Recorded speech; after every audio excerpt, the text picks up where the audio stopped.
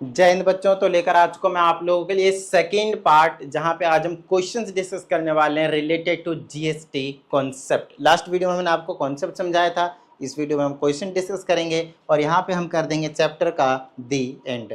उसके बाद अगर आप लोगों को कुछ डाउट आता है तो इस नंबर पे भेजें, आप लोगों को प्रॉपर वीडियो सॉल्यूशन जो है वो मिल जाएगा। And if you need personal online class तो उसके लिए भी आप इसी नंबर पर इंक्वायरी कर सकते हैं। चलिए आगे की बात करते हैं हम। इसमें कहा जाता है given below are the cost of some financial services in the same city taxable under GST. तो इसमें कहता है कॉस्ट ऑफ सर्विसेज किसी का 500, किसी का 300, किसी का 400, किसी का 600। If the rate of GST is 12% then we have to find the amount of GST on these services. तो सिंपल सी बात है, हर एक सर्विसेज पे हमें अमाउंट ऑफ जो सिर्फ टैक्स बोला है ना, अमाउंट ऑफ जीएसटी, तो हमें सिर्फ और सिर्फ क्या करना है, जीएसटी कैलकुलेट करनी है। तो 12%, इसका 12% कैलकुलेट कर दो भाई, तो 12/100 इंटू 500 बता रखा है मैंने आप लोगों को। तो ये हो जाएगा टेढ़िंग 12×5 = 60, तो 60 रुपीज़ हो जाएगा फर्स्ट वाले सर्विस पे, राइट। दूसरे की बात करते हैं तो इसका 12% निकालेंगे तो 12/100 इंटू क्या हो जाएगा 300, टेढ़िंग तो क्या हो गया 12×3 = 36, 36 रुपीज़ हो गया। नेक्स्ट अगर मैं 400 की बात करूँगा तो क्या हो जाएगा 12/100 इंटू में कितना था 400, तो 0 0 कैंसिल हो गया, 48 रुपीज़ आ गया। वहीं पे अगर हम 600 की बात करेंगे तो ये हो जाएगा 12/100 और इंटू में आपके पास आ जाएगा 600, ठीक है। टिड़िंग 12×6 = 72 रुपीज़। ठीक है, अब मेरी बात ध्यान से सुनिएगा, इसमें जितने भी मैंने ये जो जीएसटी निकाले हैं, क्योंकि ये with in the same state है, ध्यान समझिएगा, ये वाला ठीक है, taxable under in the same city. जब सेम सिटी होता है तो वो क्या होता है आपके पास, इंट्रा स्टेट ट्रांजैक्शन होता है। और इंट्रा स्टेट ट्रांजैक्शन के केस में जो जीएसटी लगता है वो दो तरह के लगते हैं, एक सीजीएसटी और एक एसजीएसटी। तो इसका जो ₹30 होने वाला है वो सीजीएसटी में जाएगा और जो अगेन ₹30 होने वाला है वो एसजीएसटी में जाएगा। तो 50-50% दोनों में डिवाइड हो जाता है। इसका हाफ कर चला जाएगा CGST, half SGST, half CGST half SGST, half CGST half SGST. Got it? चलें आगे भाई। गॉट इट, आई होप है। चलो, इसमें एक टेबल गिवन है, आपको कंप्लीट करनी है, बेसिक सी चीज़ है, लेकिन ये इंपॉर्टेंट क्वेश्चन, ये बहुत ही ज़्यादा इंपॉर्टेंट क्वेश्चन है भाई। ये जो क्वेश्चन है वो हद से ज़्यादा इंपॉर्टेंट क्वेश्चन है। लगभग हर साल इस टाइप का एक जो क्वेश्चन है वो देखने को मिल जाता है, लगभग किसी किसी साल नहीं है, बाकी मैक्सिमम साल जो है वो इस टाइप के क्वेश्चन जो देखने को मिला हुआ है। कहता है dealer in Delhi supplied goods to a wholesaler in Agra as per the details given below, find the total amount. कहता है cost in Delhi this much सब कुछ गिवन है। जीएसटी सब में 12% है, इसमें किसी भी तरह का कोई भी डिस्काउंट नहीं है, लेकिन इसमें 25% का, इसमें 30 एंड इसमें 40% का जो डिस्काउंट है वो आपके पास मेंशन किया गया है। तो हमसे निकालना क्या, find the total amount of bill, कि टोटल अमाउंट कितना देना पड़ेगा। तो ध्यान समझिएगा, ये तो 2100 देना ही देना है। चलो मैं आपको समझाता हूँ। 2100 और ये 12% आपको जीएसटी भी लगाना है, तो इसका मतलब आप समझ रहे हैं 112% हो गया। तो आप यहाँ पे लिखेंगे 112% ऑफ 2100। इसका क्या मतलब हुआ पता है, इसका मतलब है कि 21% तो देना ही देना है, लेकिन साथ में ही आपको क्या करना है 12% जीएसटी भी ऐड करना है। इसलिए मैंने 112% निकाल रहा हूं, मैं सिर्फ 12% नहीं निकाल रहा हूं। इस टोटल का मतलब क्या है, एक बार आप वो अच्छे से समझ लीजिए, वो ज्यादा इंपॉर्टेंट है। अगर आपने 2100 का 12% निकाला, what ever it will come, उसे आप ऐड करेंगे 2100 पे, तो जो अमाउंट आएगा ना वो आपका डायरेक्टली ऐसे आ जाएगा, क्योंकि ये 21 का मतलब है 100% और एक्स्ट्रा 12% मैंने ऐड कर दिया, तो 2100 का एक्स्ट्रा 12% आपके पास ऐड हो गया, तो 112%। यहाँ पे आ जाएगा 3500 का कितना 12%, तो ये हो जाएगा 112%। यहाँ भी करूंगा 112% किसका 3500 का, ठीक है। प्लस में यहाँ पे भी आप 1200 निकालेंगे तो 112 हो जाएगा, लेकिन ध्यान रहे उससे पहले आपको 25% का यहाँ डिस्काउंट दिया गया है, डिस्काउंट दिया गया भाई। तो सबसे पहले आप क्या करेंगे, 12% एक्स्ट्रा इसमें ऐड तो करना है, लेकिन आप पहले टोटल अमाउंट ये 2200 नहीं रहेगा। आपको मैंने ऑलरेडी बता रखा है कि जो जीएसटी अप्लाई होता है, जो टैक्स लगता है, वो हमेशा किस में लगता है, डिस्काउंटेड प्राइस पे। तो पहले आप 25% मतलब 25/100 निकाल लीजिए, किसका 2200 का, 0 से 0 कैंसिल, ठीक है। 25 दूना 50 और 25 दूना 50, 550 आ गया, 550 रुपीज़ हो गया। तो 2200 में से 550 रुपीज़ लेस कर दीजिए, ठीक है। तो 5 में से 5 गया 11, एक बचा, 11 में से 5 जाएगा तो 6, 1650, 1650। आई बात समझ में? तो आपके पास जो 12% जीएसटी लगेगा एक्स्ट्रा और वो 1650 पे लगेगा, तो 112% लगेगा, बट किसका?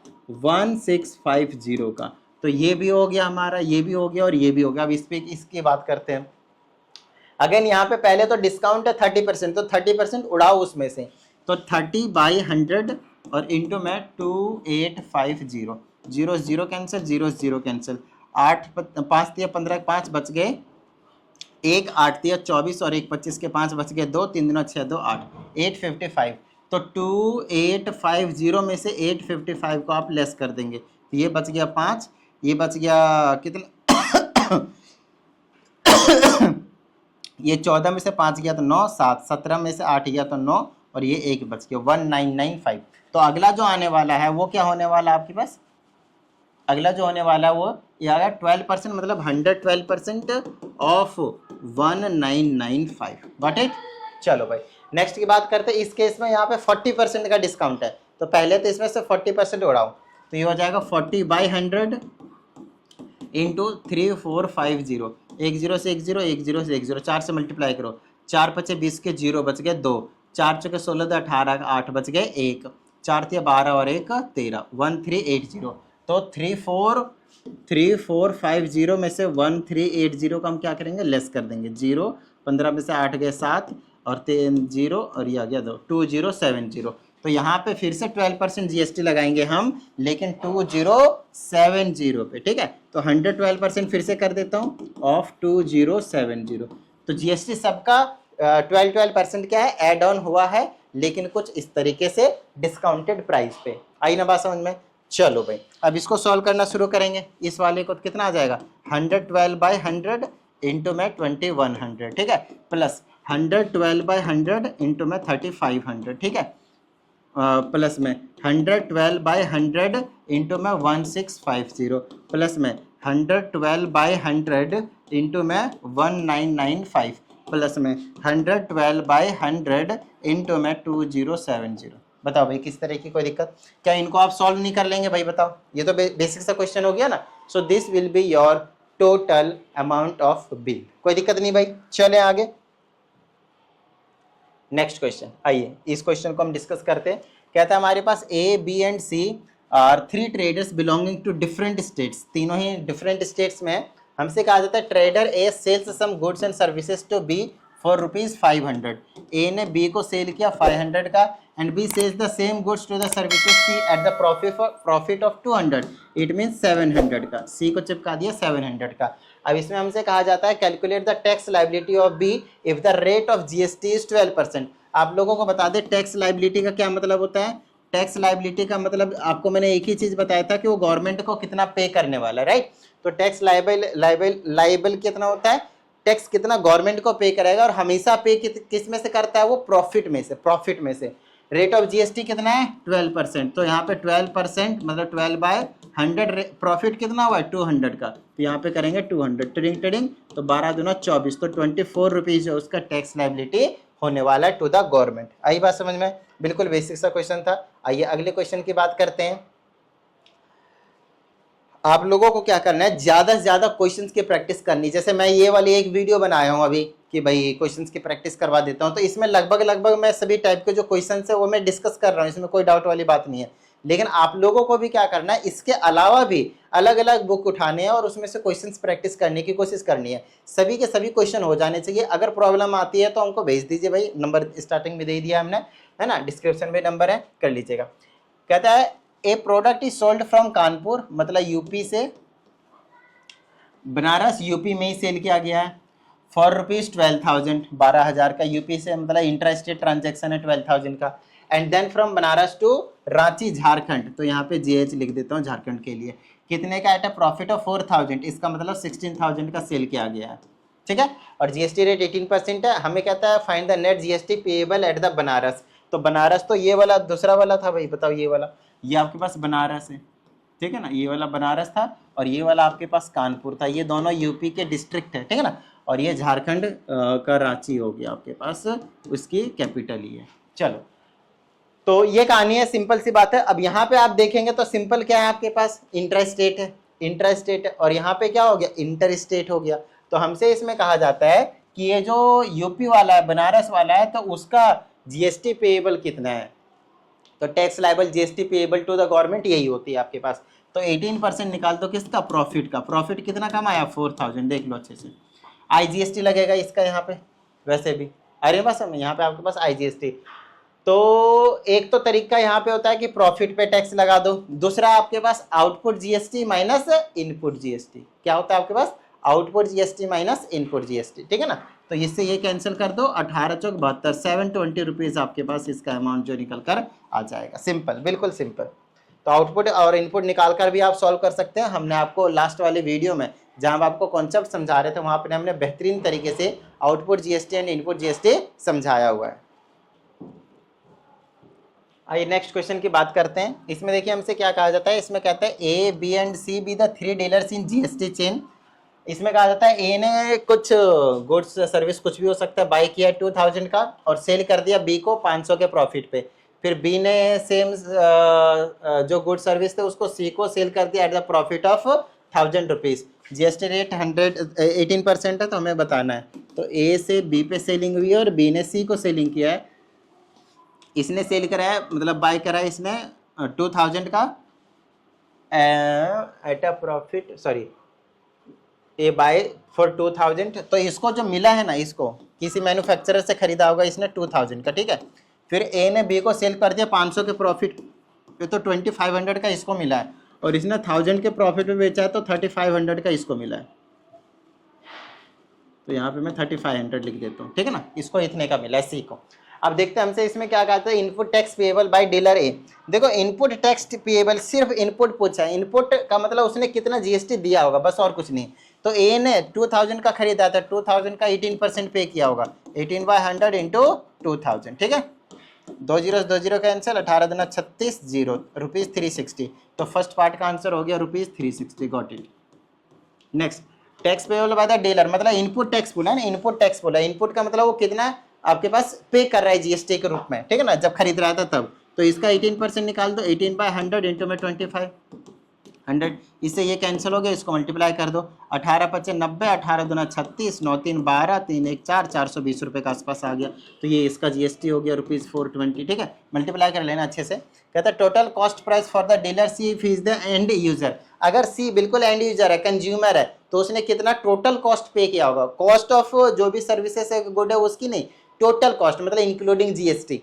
तो 3500 तो पे कर ही रहा है, और वो क्या कर रहा है, 18% जीएसटी भी पे करेगा। तो इसका 18% निकाल लो पहले, 18% ऑफ व्हाट, 3500, ठीक है। इससे ये कैंसिल हो जाएगा, 18 पच्चीस 90, 18 3 54, ये हो गया 9 4 13, 3 बच गए 1, ये हो गया 6, ये हो गया 0, 630 हो गया। यहाँ पे 630 ऐड कर दो भाई, कितना हो गया, 35 6 41, 4130। तो ये इसका टोटल अमाउंट हो जाएगा जो इसको पे करना पड़ेगा, ठीक है। नेक्स्ट, अगला क्वेश्चन आपसे, output GST for the dealer C, जो कि एंड यूजर है। आपको मैंने स्पेशली एग्जांपल देकर समझाया हुआ था कि जो एंड यूजर होता है उसका कभी भी आउटपुट जीएसटी नहीं होता है। क्यों, आउटपुट जीएसटी का मतलब है वो कितना टैक्स कलेक्ट करेगा।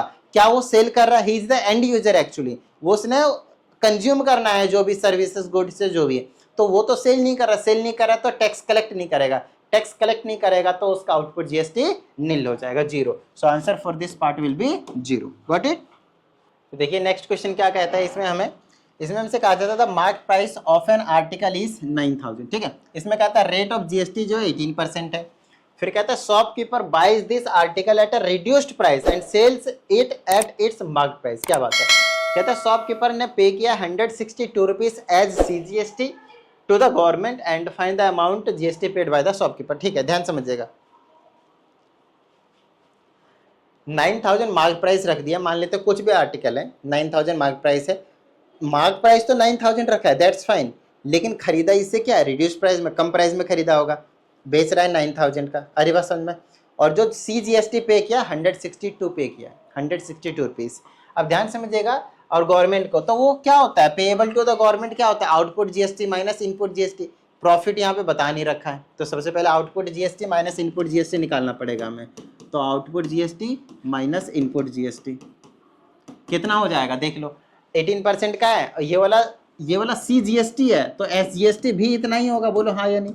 और दोनों को ऐड कर दो तो कितना हो गया, 180 320 और 2 2 4 324, 324 रुपीज़ टोटल GST पे करा है।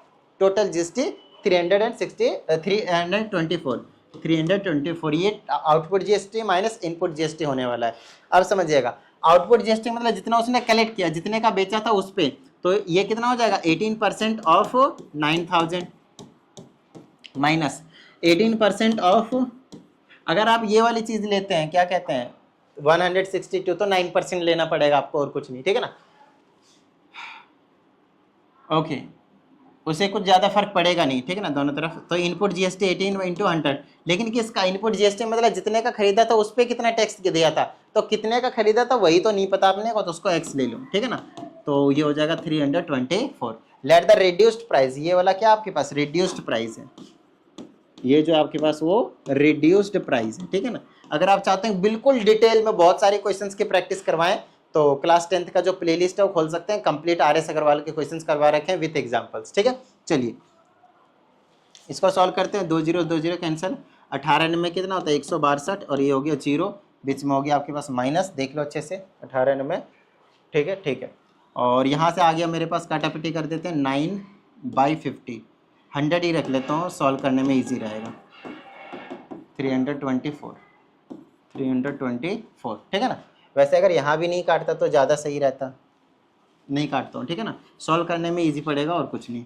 तो ये क्या हो जाएगा मेरे पास 18 में 162 और ये 3 0, 1 2 3 0, माइनस का 18x और डिवाइडेड बाय 100, तो उधर चला जाएगा, तो 324 और 00, ठीक है। ये आ जाएगा 162 1 2 3, वो इसको अंदर ले आओ, माइनस का 32400 और इज इक्वल टू में आ गया 18x। इसको अगर मैं सॉल्व कर देता हूँ, माइनस माइनस कर देता हूँ, तो कितना आ जाएगा देख लेते हैं, 162 1 2 3 और 2 2 4 5, 2 2 4 5, तो 32400, ये 0 0, 10 में 4 6 बच गया, और 11 में 2 गया तो 9 आ गया, 5 में 3 गया 2 1, 129600, 129600 डिवाइडेड बाय में 18 इज इक्वल टू x बच जाएगा, ठीक है।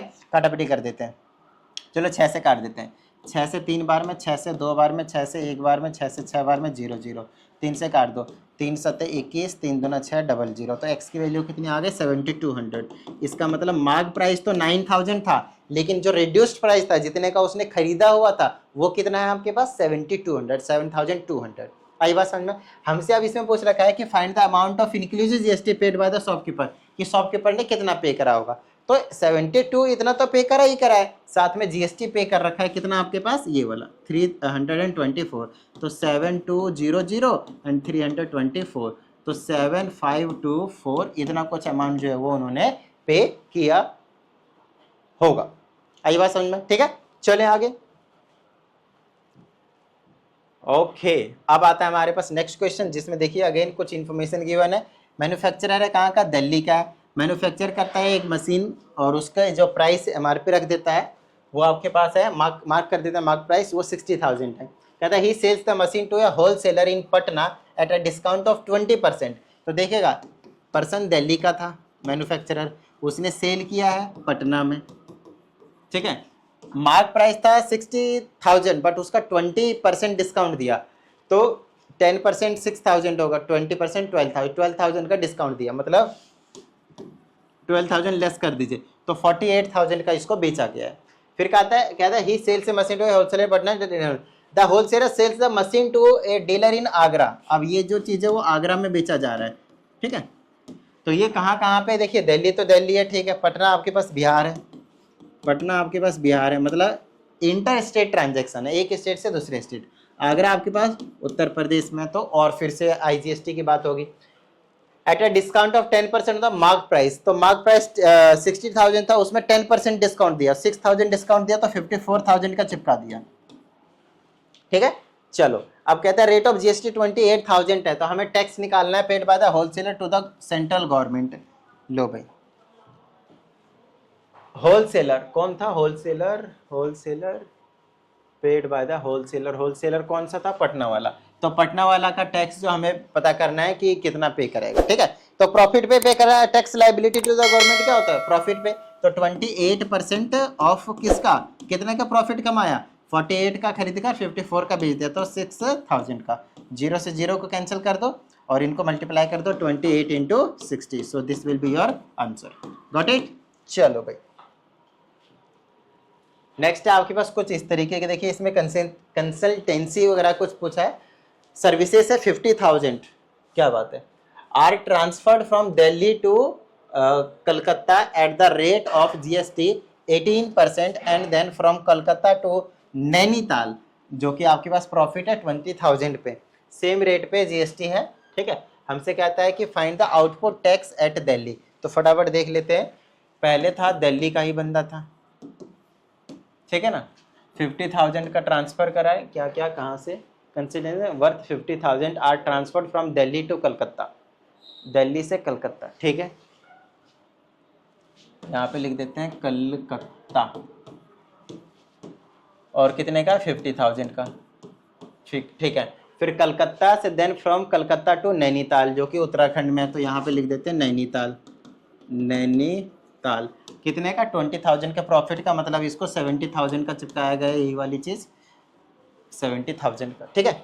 अब हमसे कहता है सेट रेट ऑफ GST कितना है, 18% है। हमसे कहता है आउटपुट टैक्स बताओ किसका, दिल्ली वाले का, तो दिल्ली यहाँ है, इसने कितना टैक्स कैलकुलेट करा होगा, 18%, तो 18/100 इंटू 50,000, ठीक है। 00 कैंसिल, 18×5 90, और 1 2 2 0, दो तो कट ही जाएंगे, तो 9,000 जो है वो निकल कर आ जाएगा इसका आउटपुट टैक्स, 9,000, ठीक है।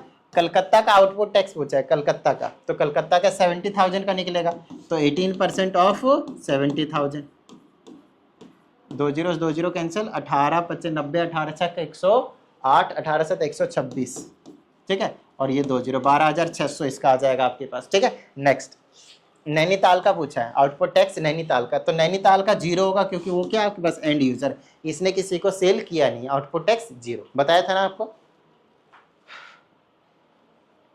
यहाँ पे बता भी रखा है कि नैनीताल क्या एंड यूजर है। चलो भाई this is the last question, ध्यान से समझिएगा। यहाँ पे बच्चे इस टाइप के क्वेश्चंस को करने में गलती करते हैं, लेकिन आप लोगों को नहीं करना है। आइए समझने की कोशिश करते हैं बड़े प्यार से।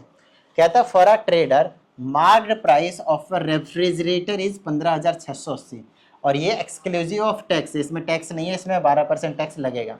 कहता गगन एक customer for this refrigerator asks the trader to reduce the price of the refrigerator to such a extent that its reduced price plus GST is equal to the marked price of the refrigerator. Find the required reduction. ठीक है, तो सबसे पहले हमें ना required reduction को x नहीं मानना, आपको क्या मानना है, रिड्यूस्ड प्राइस। देखो यहाँ पे लेंगे ना reduced price plus tax on this will be equal to 15,608, 15,608। ये मैंने क्या ले लिया, ध्यान समझिएगा।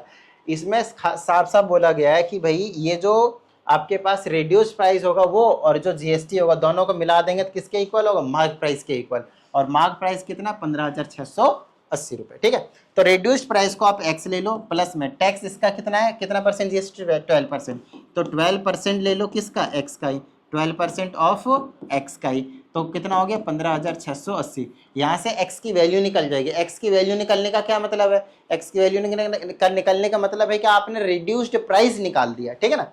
तो ये आ जाएगा x, सेम कर दें इसको, ऑफ का मतलब मल्टीप्लाई होता है तो इंटू में x लिख दिया, ठीक है। तो 100 से मल्टीप्लाई कर दिया और 100 से ही डिवाइड कर दिया, तो ये 112x हो गया, 112x, और नीचे में 100 तो उधर चला गया, तो 15,680 में 2 0 और लग गया, और यहाँ से x की वैल्यू निकालेंगे तो 15,680 1 2 3 0 डिवाइडेड बाय में 112, ठीक है। कैलकुलेटर का यूज़ कर लेता हूँ, काटा पीटी कर देता हूँ मैं यहाँ पे फटाफट,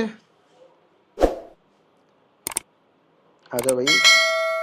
ये हो गया मेरे पास 15,681,230 डिवाइडेड बाय 15,000,000,112, तो ये हो गया मेरे पास 14,000, 14,000, ठीक है। तो 14,000 क्या आपके पास रिड्यूस्ड प्राइस है, रिड्यूस्ड प्राइस है। बट हमसे क्या पूछा था यहाँ पे कि कितना रिडक्शन की रिक्वायरमेंट है, तो 15,600 तो 680 रुपये, तो 15,680 रुपीज़ तो इसका मार्क प्राइस था, तो रिडक्शन कितने की जरूरत पड़ेगी, तो 15,680 में से 14,000 गायब कर दो, तो कितना बच गया 1600 1680 रुपए का रिडक्शन करना पड़ेगा, तब जाकर इसी अमाउंट पे दे पाएगा विथ जीएसटी। आई बात समझ में? ये इंपॉर्टेंट क्वेश्चन था भाई।